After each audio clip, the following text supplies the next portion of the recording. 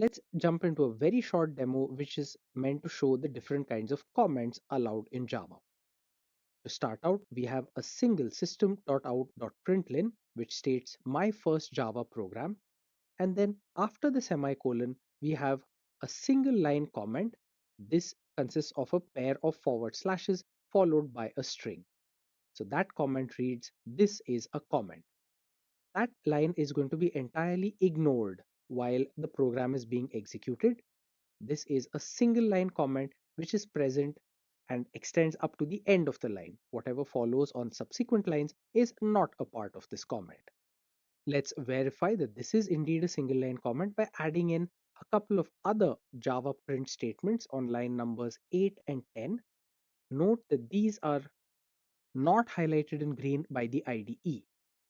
Every IDE has its own conventions about how comments are to be depicted. In Eclipse, this is done using the green font. Now let's get rid of the comment on line 6 and then let's add a couple of forward slashes right at the start of line number 8. As soon as we do so, we can see that the formatting of line number 8 changes. So everything which appears after the two forward slashes is considered a comment and does not form a part of the program as such. The compiler ignores this line, and we can prove that by running this program.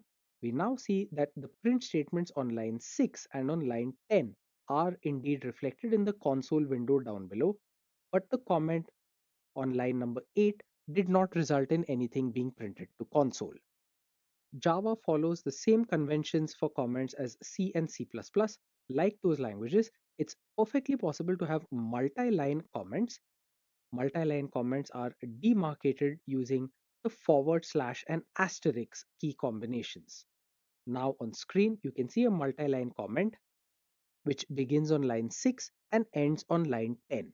On line 6 is the comment beginning key combination, which is a forward slash followed by an asterisk. The end of comment demarcation is on line 10, which has an asterisk followed by the forward slash.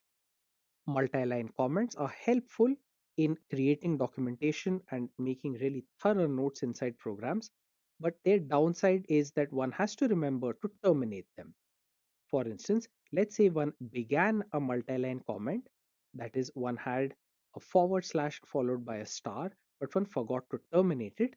The result would be an error.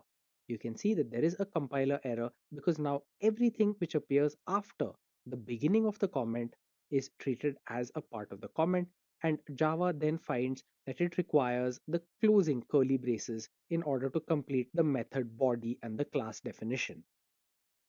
So this little demo served to demonstrate the two types of comments which can be used in Java: single line comments which begin with a pair of forward slash characters and continue on to the end of the line, and then multi-line comments which begin with a forward slash followed by an asterisk and are assumed to continue until the terminating key combination is reached.